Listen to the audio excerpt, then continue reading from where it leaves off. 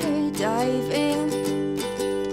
Hope comes and stops us in our tracks.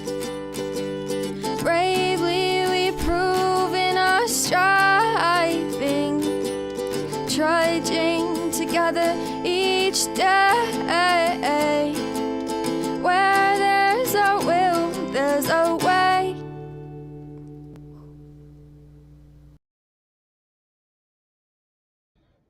Good afternoon.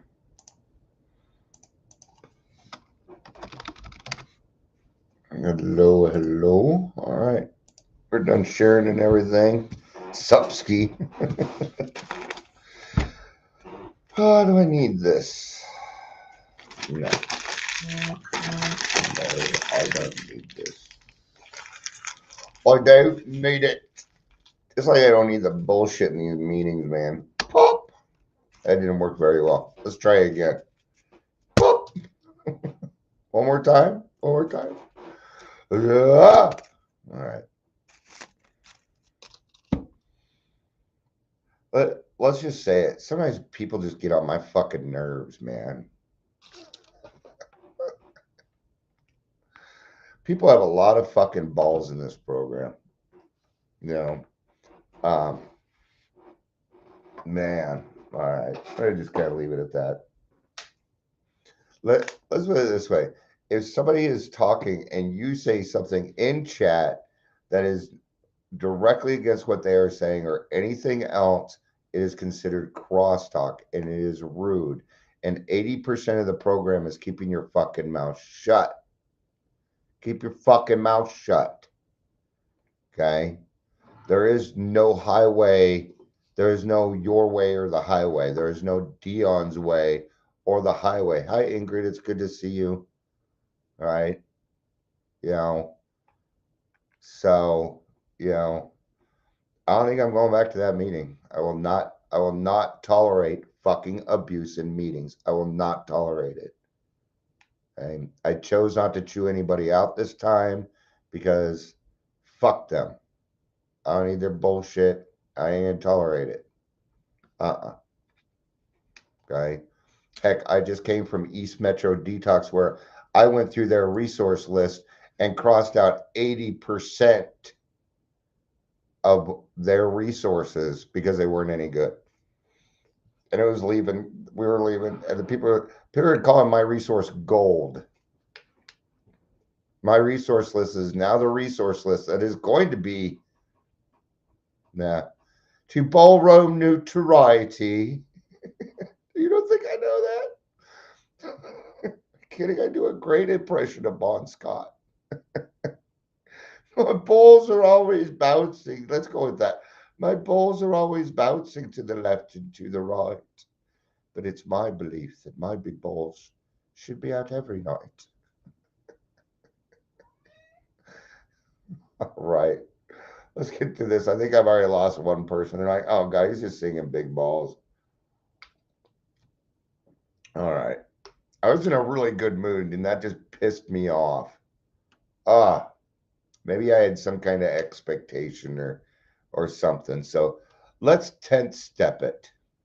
Let's 10th step the motherfucker right now. All right. Did I do anything wrong? No, I did not. So I do not owe an amends. God, please save me from being angry. I am dealing with a sick person. There, I'm done. And you don't do your 10th step in your head. Other people have got to be around. Other people have got to be around here. He did it. I'm like, okay, I'm doing a 10th step right now because people were getting angry that I was being silent a little bit. But when I see people shaking heads, I mean, the closed-mindedness I'm seeing at meetings anymore. It's okay for people to have different fucking experiences. I was just talking to a peer support person down there, and the guy was with Dane. He's all, what's your thing? Like, what's your recovery? How'd you get into recovery? And she went like this. And I'll tell you why. Because it wasn't going to include AA. It wasn't going to include this and this and that. And she was afraid that she was going to get backlash for that. Not with me. No, no. Recovery, I've had I have helped so many people through recovery, and AA is not the only answer. There's no one set way, man. So, even in the big book, it tells us that we are not the only way. And if we think we are, then we have other things that we might need to look at, right? Now, I understand getting old and cranky. I understand. I have a shit ton of experience. I have more experience in this field than I'd say 95%, and it's probably a low number of the people I talk to in the industry. People that I talk to in AA. I've been doing this a very, very long time, but it doesn't mean I know everything. It doesn't mean I'm correct. All right. Let's find a path to faith. All right. Let's find a path to faith, man.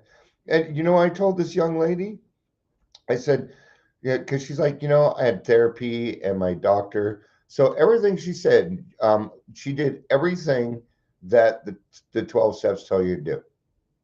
But she kept saying, I did it alone. And I pointed out, I'm like, you didn't do it alone, though.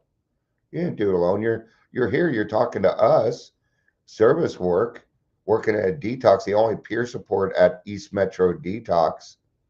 I don't see a bunch of people I don't see people in Colorado AA standing up and saying, yo, we need to get this shit done. I'll see it. Okay. So no. Mm-mm. I wish I could just find a decent home group. It just seems like I'm going to have to create my own, which is probably okay. But the thing is I don't want to start a meeting 5 days a week and then be the only person running it every single time. I don't want to do that either. So, God help me find balance in that and a path to faith. We're going to be in the 12 by 12, page 33. Right. Step 2. Step dos. Not Dos Equis. And we all know what Dos Equis is. Let's go back a little bit. I'm going to start on top of page 31. As psychiatrists have observed, defiance is the outstanding characteristic of many an alcoholic. It's not strange that lots of us have had our day defying God Himself. Yeah, I am. I not anymore, not anymore. But yeah, I was a defiant fuck, so defiant that sometimes I would just go against what you were saying to be a dick. I would just to kind of get some drama going. I didn't really feel that way. I probably even agreed with you, you know. But defiance, yeah, defiant. Well, I don't need God. I don't need this. I don't need that. Now, does that mean that somebody that doesn't believe in God is defiant? No, not necessarily. So, I mean, I think that's pretty closed mind thinking. You know, um, does God still love His children that don't necessarily believe in Him? I don't see why He wouldn't. I think am I going to treat this person differently because they don't believe in God? Because they don't see things the way that I no, you can't have it that way, man. I We'll never learn, we won't grow. And this is a lifelong process. And because really when it comes down to it, I may be 54, but that doesn't mean all of my life I've been doing it this way. You know, even knowing this information, I became defiant against God.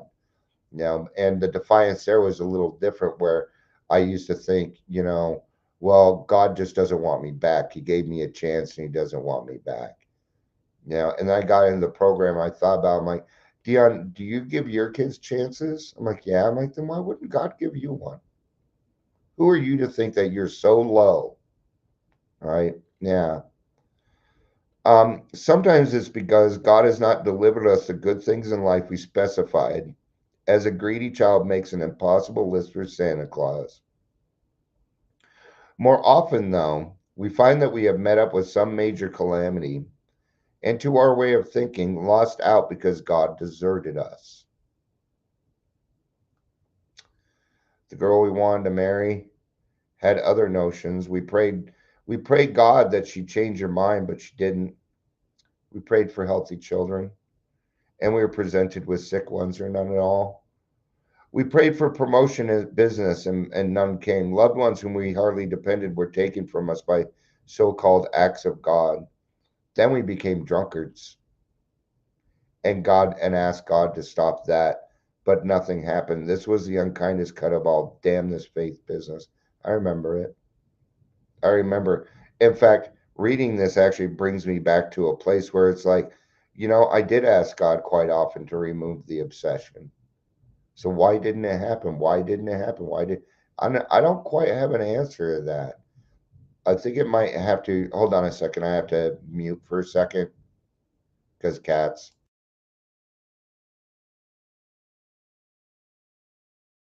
All right, because the cat's upstairs. They're at the door going ka-dunk, ka-dunk, ka-dunk, ka-dunk, ka-dunk. So I'll take care of them after this. I'll take care. They just want something. They're cats. Of course, they want something. They're cats. I didn't buy cats for the love. I got them because they're cute and cuddly.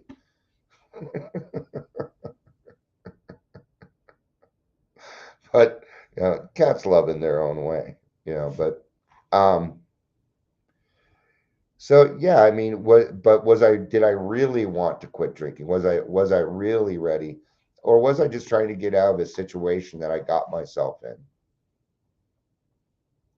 Because it seemed like the only time I prayed is when I was in fucking trouble. It's the only time I prayed, right? And even then, I wasn't praying rightly. Well, I want this, I want that, I want this, and I want that. But when it really came down to it, I didn't know what I needed or wanted. I didn't know. I assumed it, but I was wrong on the things that I actually thought I needed and wanted. And and now, I tend to get what it is that I want because the things that I want are in God's will. So now I get the things that I want. Um, I wanted to take over the resources for Colorado so that I know that they get done right. Here I am. I I've been deemed the resource guy, you know. And it was nice to hear somebody say Dion's resources are gold. That made me feel really good. Hey Gary, good to see you, man. Good to see you. When we encountered AA, the fallacy of our defiance was revealed. At no time had asked what God's will was for us. Instead, we have been telling him what it ought to be. No man we saw could believe in God and defy him. Well, how was I defying God? By playing God, by thinking that, you know, let's use an example where Dion's a little extreme on his opinion, okay? And I'm going to take both sides here. Is anybody here willing to sponsor as opposed to does anybody thank you, Julia. It does. They do embody the god of Ra. Ra. Disturbed. Ra. Ra. Try to remember. Ra is an Egyptian god, if I remember correctly. So my defiance was that I was playing God. That was the defiance in it for me. Or yeah, I know you want me to help this person, God, but I'm not going to. Okay. I tend to think, and this is for me, like with the resources and stuff, right? Oh, I was talking about a defiance here. When I came back into the program, I'm like, why is it like that? Well, times have changed, and sometimes it works. I had to come around to this, and it was tough for me to um, to think that somebody that just walked in the door was capable of finding a sponsor that would be a good fit.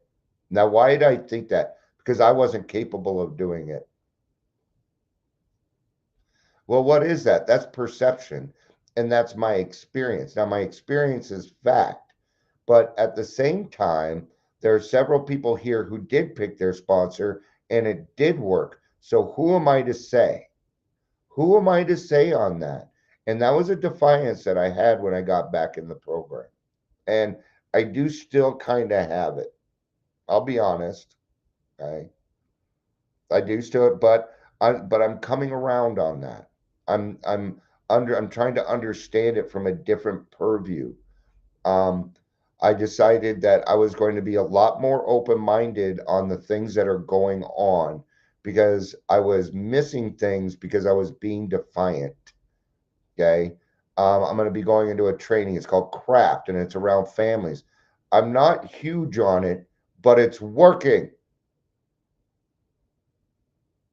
There you go. See? And we may not even have known it yet. But yeah, and we can land there. Thanks for finding a landing spot for us, Amber. God picked my sponsor too, whether I went and asked or they came to me. See, we can always find a landing spot on something that we can agree so that we can grow together. But if we're button heads, it's going to be hard to do that. It'll be hard to do that. Belief meant reliance, not defiance. Listen to that, it even rhymed for us. Right? So in the beginning, God said no a lot. And then he said not yet. And they started saying yes because I was doing the right things. Right? And I know you'll see because it won't just be simple, it'll be kind of easy when things start to, like right now, I have all these resources and they're spread all over here, but now I'm bringing them in and we're encompassed in one thing. And there's one thing everybody, we found a common ground there again, where this is what we believe in. What's right for the client? What is right for the client? And that is all that fucking matters. One of the things that I love about East Metro Detox is this. Let's say you have somebody and their insurance has been 3 days, their insurance is up. They will actually hold on to them for 2 days and then figure out the money later after they've taken care of the client. It is the one thing that I love about them. It is about the client. Okay. Yeah. And they're doing a good job over there. There's going to be an absolute, Aurora Mental Health is going to have a whole new facility in November. And the talk today was about, okay, then the other one in Adams County, it's going to be a year before that's out. Let's see. It's going to be a year. But the talk was, how do we become good and efficient over here so when we open that one up, it makes it better for everyone? I was talking to a peer support person, and I'm like, these resources, I'm not saying they suck, but they suck. But I have other resources for us here, and I told them why, because they don't have time to do all that. So I'm like, you write down what your needs are, give them to me, and I'll go get them for you. That's what I'm really good at. I'm extremely good at developing relationships with people and getting them excited and getting them on board. I love it because I get people excited to come back to AA and shit. Yeah, that grassroots meeting is doing something. I knew it would do something. Last night's meeting was, again, fantastic. I always feel better after those meetings. And it ain't me. I didn't run shit last night. But we hit 19 people. 2 people were newcomers. Brand new. First time in AA. Yes. Yes. Yeah, see? Happened with Gary too. God picked his sponsor. It's good stuff, man. Good stuff. I love it when we can agree on something so we can move forward. It excites me more than anything in this world. It is. Hey, Daryl, good to see you, brother. Good to see you.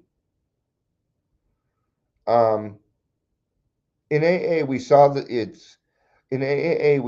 fruits of this belief. Men and women spared from alcohol's final catastrophe. We saw them meet and transcend their other pains and trials. We saw them calmly accept impossible situations, seeking neither to run nor recriminate. This was not only faith, it was a faith that worked under all conditions. We soon concluded that whatever price and humility what we must pay, we would pay. I'm going to tell you this payment of humility is your benefit. It is what in sales, what we would call a win-win situation. You're the one getting all the gifts. Now you're having to do some of the work. But once you grasp the true form of humility, it will change everything in your life. It will change how you see things. Okay? It will. I had to use some humility in that meeting because what went through my mind was, Dion, if you continue running your mouth, you're going to owe an amend. And I wasn't willing to do that. I wasn't willing to do that. So, what is that? Well, that's growth. So I'll remember next time I need to keep my mouth shut again, right? Because I know when I'm in a vehement mood and when I'm up and elated, I get talky. All right, now let's take the guy full of faith but still reeking of alcohol. He believes he is devout. His religious observance is scrupulous. He is sure he believes in God, but suspects that God doesn't believe in him. Now that I get. Now I couldn't tell you one verse from the Bible. Okay. I've never been religious. I've always been very spiritual, but I'm finding out a lot of the religious people that I'm meeting or what I would deem as religious are actually spiritual. Like Pastor Marsha. She she does not get preachy with me. She does not get religion-y with me. She might apply some things and things like that, but that's where I was. What was that, you know, because if my mom did anything, she always told me, Dion, you're going to do something in this world. I've heard this a lot, Dion. You're going to do something in this world that's a big deal. I just know it. My grandmother told me that. My grandmother never fucking lied to me. Okay. He takes pledges and more pledges. Following each, he not only drinks again, but acts worse than the last time. Valiantly, he tries to fight alcohol, imploring God's help, but the help doesn't come. What then can the matter be? Well, fighting. Fighting. It's it's hard to stop fighting everything and everyone, isn't it?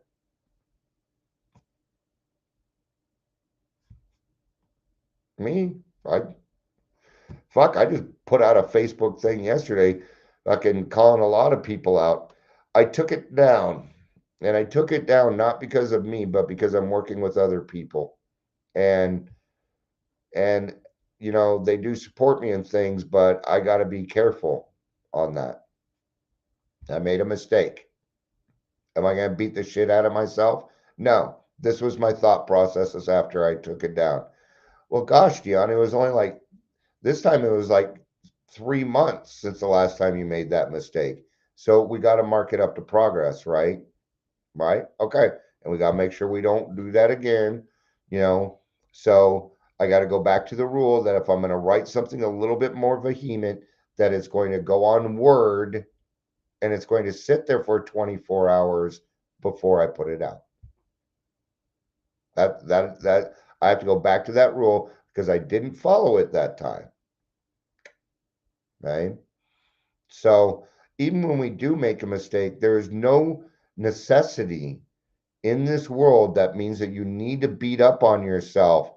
Okay. Do not supply your punishment. Do not supply your own consequences. That doesn't work out very well. It never has for me. I must be punished. Well, who really knows that? Who really knows? To clergymen, doctors, friends, and family, the alcoholic who means well and tries hard is a heartbreaking riddle. To most AAs, he is not. There are too many of us who have been just like him, and we found the riddle's answer. This answer has to do with the quality of faith rather than its quantity. This has been our blind spot. Here again, another landing ground. another landing ground, you know.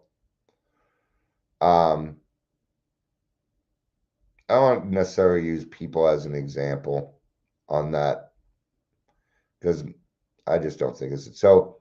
Quality over quantity. Oh, I have a lot of faith. Okay. Yeah. Yeah.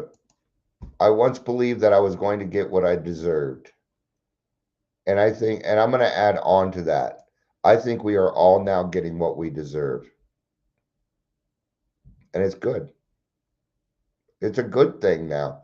Now things are being presented to us and we can actually do something about it. Isn't that nice? Yeah, what you thought you deserved, that I get. Oh, I'm getting what I deserve because I was a horrible person growing up, and everybody said, yeah, I get that. That very low self-esteem, the self-loathing. Oh man, did I love self-loathing? I got a lot of attention when I did that until I didn't anymore. And then it turned into depression. And then suicide was very much on the table. It was, you know. But here, the quality of faith, okay, faith doesn't come in sizes, not that I'm aware of. There's faith, and faith without works is dead. It's that straightforward for me. It's that simple, right? Now, my faith, I have a deep faith in God. I do. A deep faith. I talk to God all the time. I mean, constantly. God, am I doing the right thing? I want to do the right thing. There's just something that drives me, you know.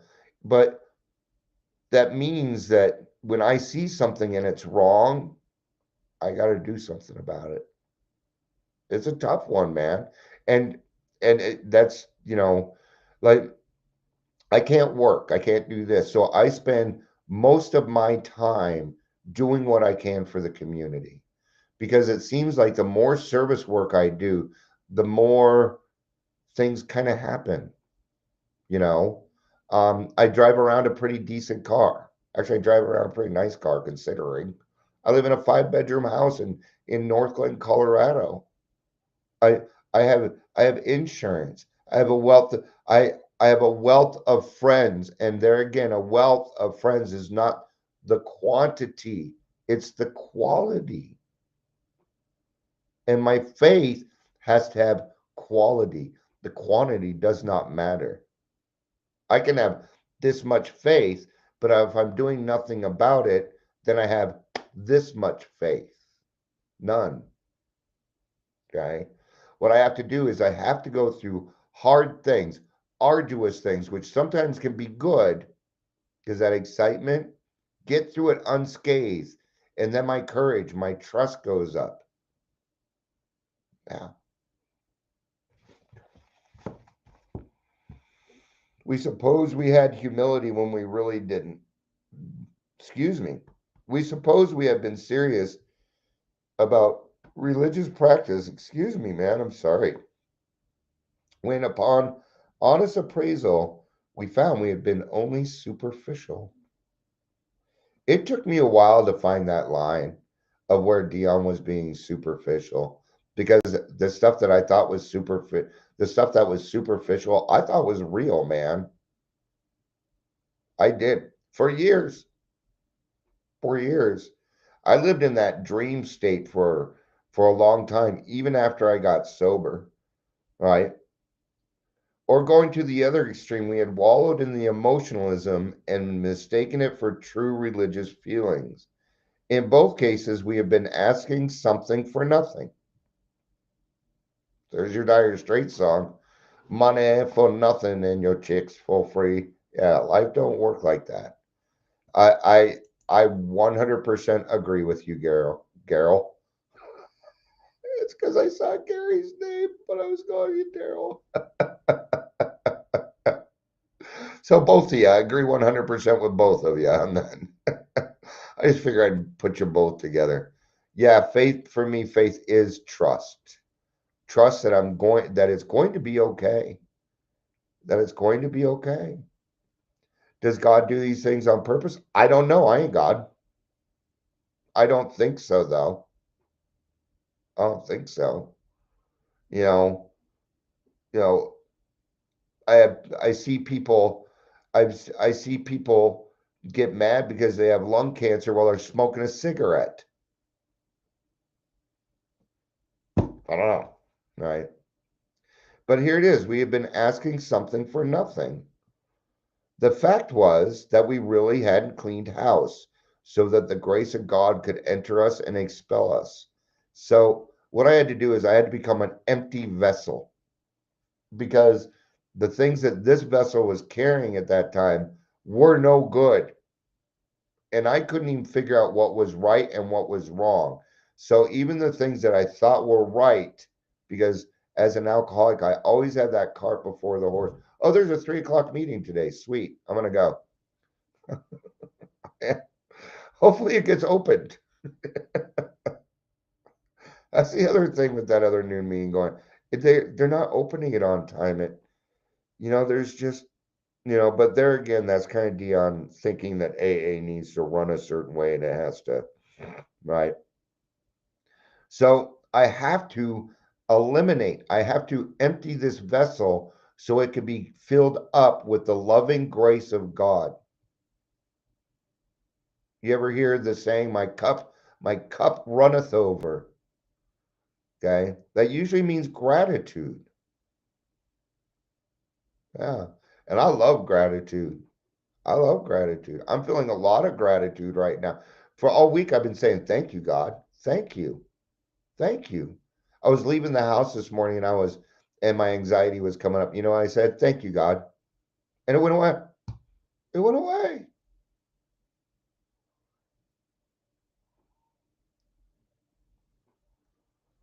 Yeah.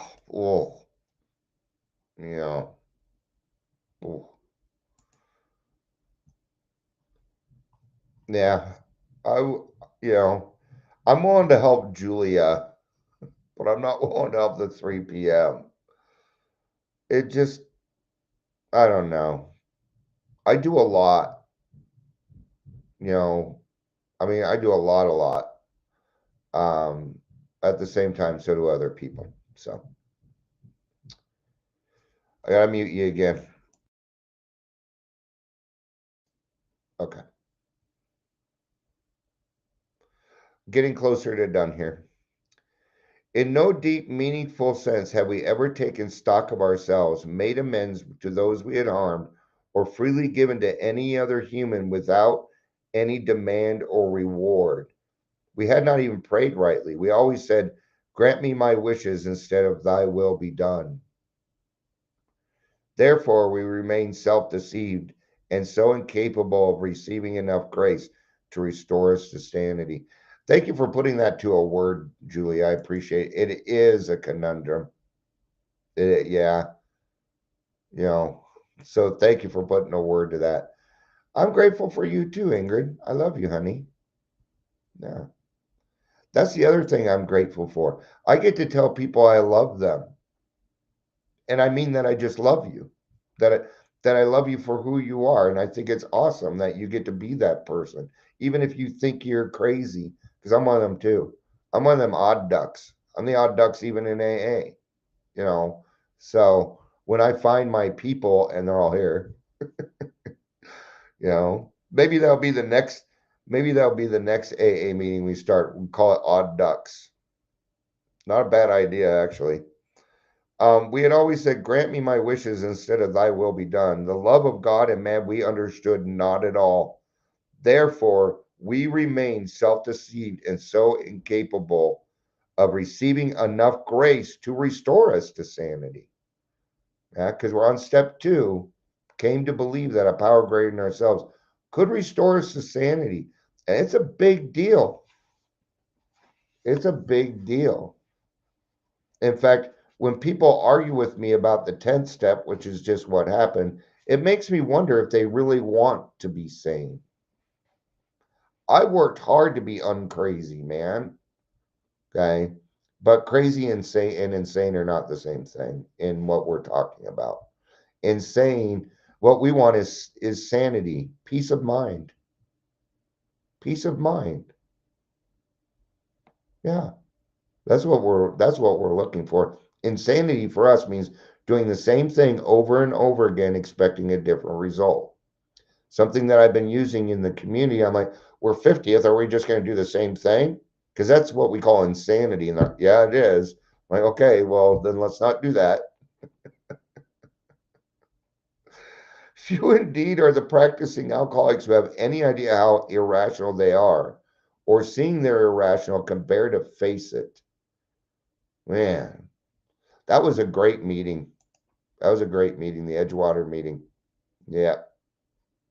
It was in Oddfellows Hall. That's right. I forgot about that. Um, but it's how irrational they are, or seeing their irrationality can bear to face it. How many times when I was drinking, I heard this all the time. Dion, you like speak in riddles. You always contradict what you say. Remember earlier when I said sometimes I would say something just to start shit. I may even agree with you. There it is. I couldn't see my irrationality, man. And I was being irrational about a lot of things in life. Pretty much everything. Some will be willing to turn themselves problem drinkers, but cannot endure the suggestion that they are, in fact, mentally ill.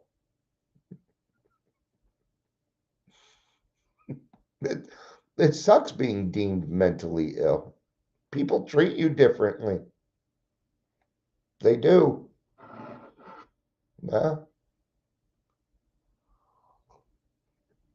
Oh, Julia, you're on fire, man. You're on fire. Yep. The strength of logical deduction. Yeah, we get to do that now, don't we?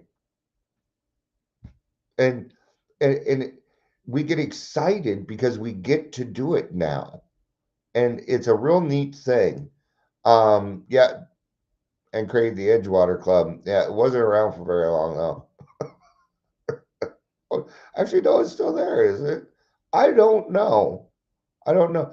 I think I'm thinking of a different club where they were a primary purpose and they got pissed at Ron about something and went and started their own club. So they are abetted in this blindness by a world which does not understand the difference between sane drinking and alcoholism. Sanity is defined as soundness of mind. Okay, thank you. Thank you, Daryl. Yet no alcoholic sober analyzing his destructive behavior, whether the destruction fell on the dining room furniture or his own moral fiber can claim soundness of mind for himself. Yeah. Yeah. Can claim soundness of mind for himself. And that's my destructive behavior. My life is unmanageable. Destructive behavior does not need to be just physical. No. Right. I never raised a hand to my wife or my children. But if you think I didn't punch a fucking hole in the wall, I mean, come on. Yes, I did. If you think I didn't mentally abuse or emotionally fucking abuse my wife and my children, I did because of my irrationality, man. And I'm finding more and more, there's so many people out there when I say, I got sober for my wife and kids, and I'm still sober for my wife and kids. And they're like, yeah. I'm like, that's because you get to do that. That's the freedom. Why make an excuse to not be able to help someone? Well, you haven't hit bottom. We don't get to decide that. Only that person can decide if they have hit bottom. Now I'm going to try and help them find their bottom. You bet. Yeah. Without seeing it, without seeing it in action, it's kind of like those people that yell how grateful they are while they pound on the table. So fucking grateful. You sound grateful. I probably sound that way sometimes. And here we are. Therefore, step 2 is the rallying point for all of us. Okay.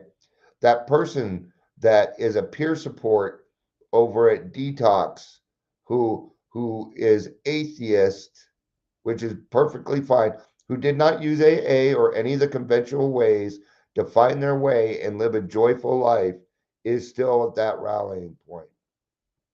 Yes. Yep.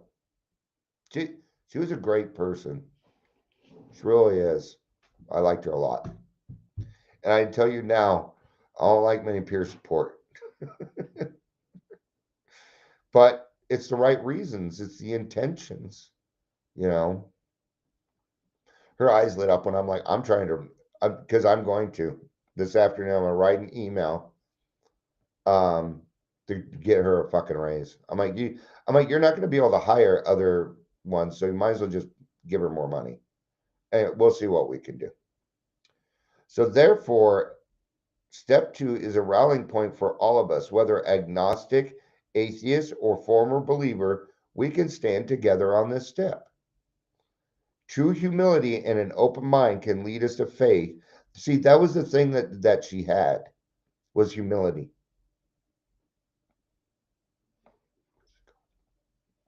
In my opinion, humility is God. Okay. For her, it may mean something different. But either way, I bet if I had a talk with her, it would be something bigger than she is. And she does believe in that. There we are. We're at a rallying point. Now we can stand together on this step. Right? So true humility and an open mind can lead us to faith. And every AA meeting is an assurance that God will restore us to sanity if we rightly relate ourselves to him. All right, let's do the reading. You thought we were done, huh? More reading. My last drunk had landed me in the hospital, totally broken. It was then that I was able to see my past float in front of me. That reminds me, part of what we're doing with East Metro Detox is it looks like we're gonna be able to start doing 12 stepping at certain hospitals now.